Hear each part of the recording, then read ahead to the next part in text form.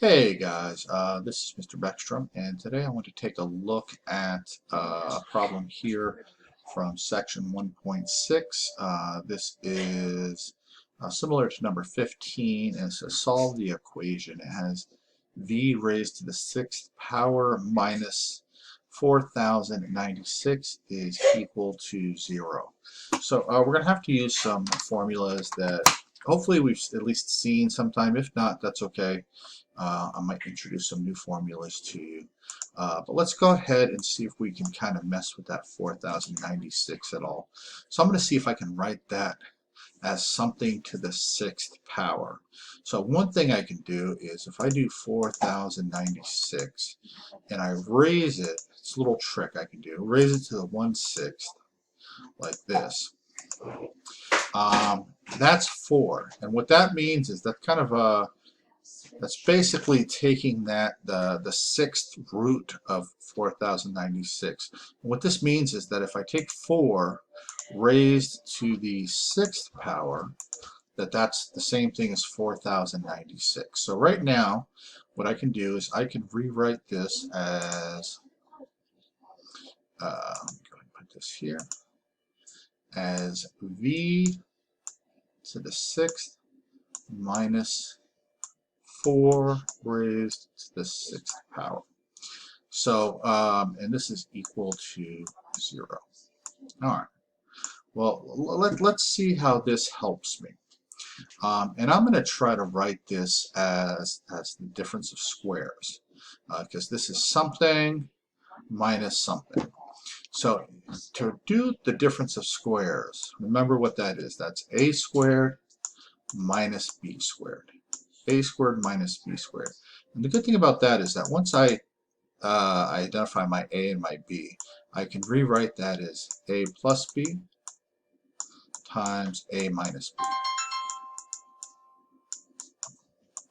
Oops. So in order to do that, I'm going to do a little bit of tricky math. Now remember, when I take an exponent to an exponent, I multiply them together. So I can kind of do the opposite, and I can pull them apart as well. So I can write sixth, if I want to write that as an exponent to an exponent, I can write it as 3 to the second power, or I could write that as 2 to the third power. In this case, I'm trying to get this something to the second power there. So instead, I'm going to write this as v cubed, and I'm going to raise that to the second power. Why? Because, well, something raised to a power raised to a power, you just multiply those together. So that gives me the 6. So those two are the same things. I'm going to do the same thing over here. So 4 cubed raised to the second power. And this is equal to 0. So this is still equivalent to this here. Now I have a difference of squares.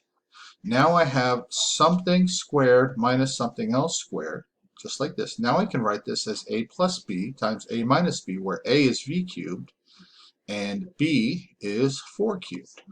So now I'm going to write this as a, which is v cubed plus b, which is 4 cubed. So let's go ahead and see what 4 cubed is.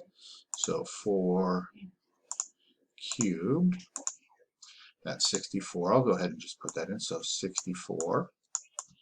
So this is v cubed plus 4 cubed, and this is, and then a minus b. So v cubed minus 64. All right. So now I've kind of broken this down a little bit. Now I probably should have left this as 4 cubed. So let me go ahead and I could either rewrite it, or I have an eraser here, so I'm just going to erase this. I'm going to go ahead and leave it as 4 cubed, and I'm going to show you why in just a second here. So instead of writing that as 64, let's go ahead and leave that as 4 cubed. And let's see why. And this is something that you're going to want to do when you're doing these problems, is if you see something and maybe it makes you think of a formula, maybe you go back and do something else. But the reason I do that is because I now remember a formula, and it's the sum of cubes and the difference of cubes.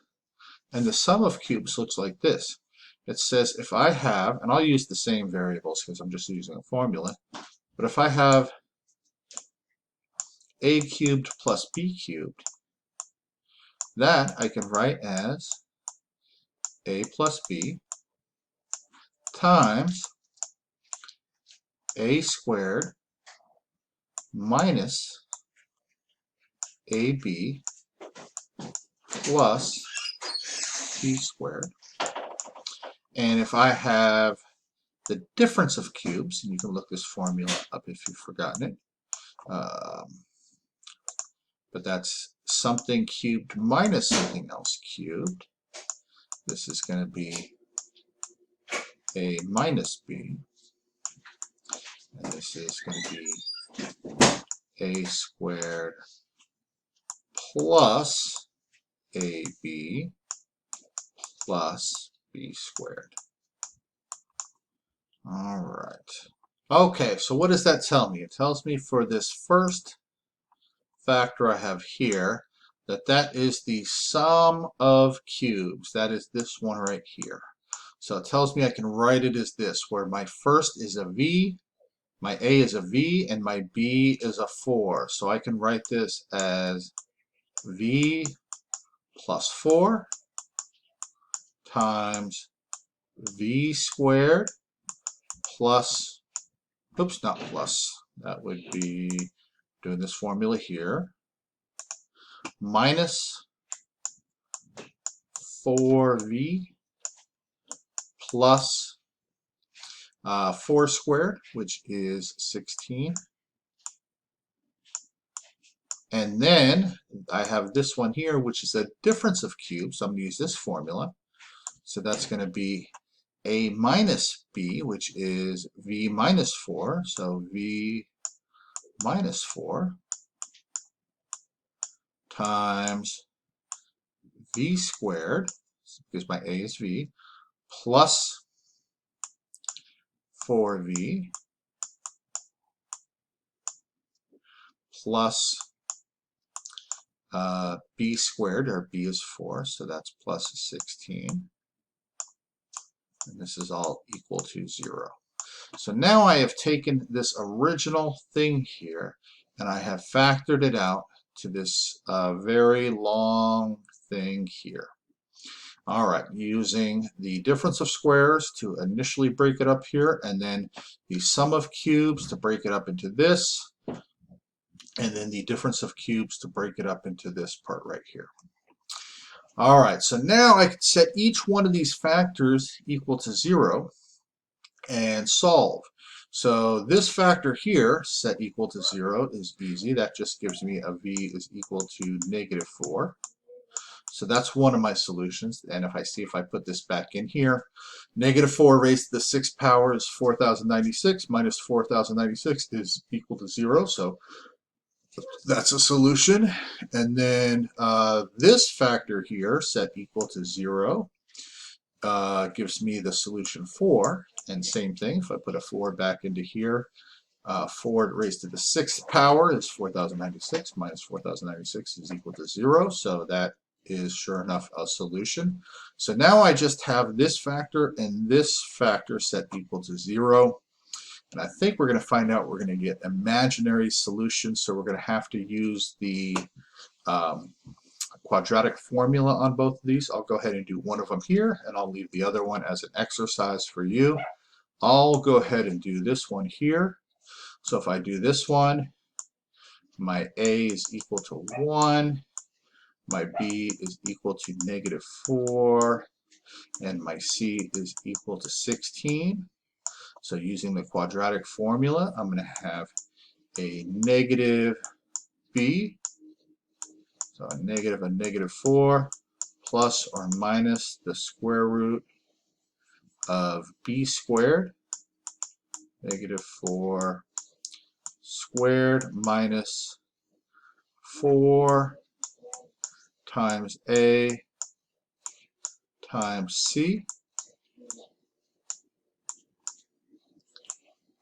all over 2a, 2 times 1, And then I just have to kind of solve and simplify here. So this is going to be equal to a negative of a negative 4 is a positive 4.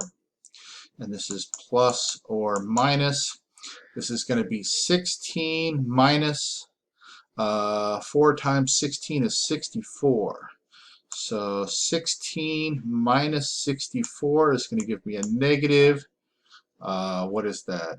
64, 54, 48. A negative 48.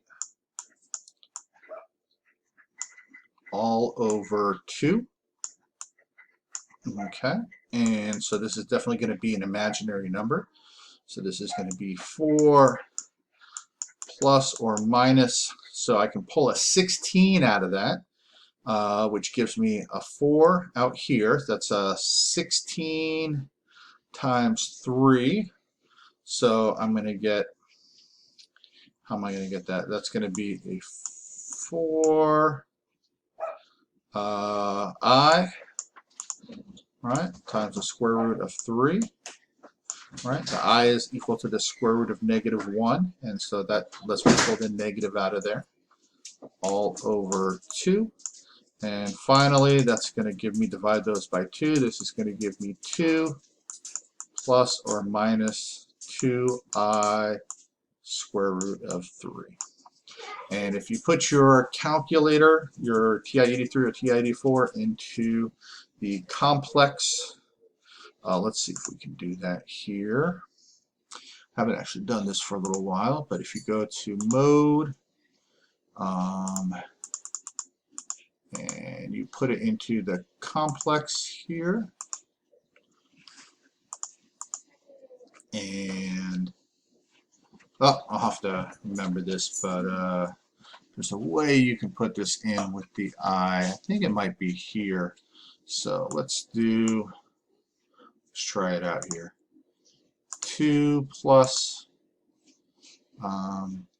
2 second I times the square root of 3 raised to the 6th power. And sure enough, that gives us the 4096. And 4096 minus 4096 is equal to 0. And so, and then we also have the same thing except minus. So if you put that in, instead of a plus, a minus, you'll get the same thing. All right, so this is definitely a tricky one. If you have any questions, let me know, and I hope you have a great rest of your weekend. Thanks.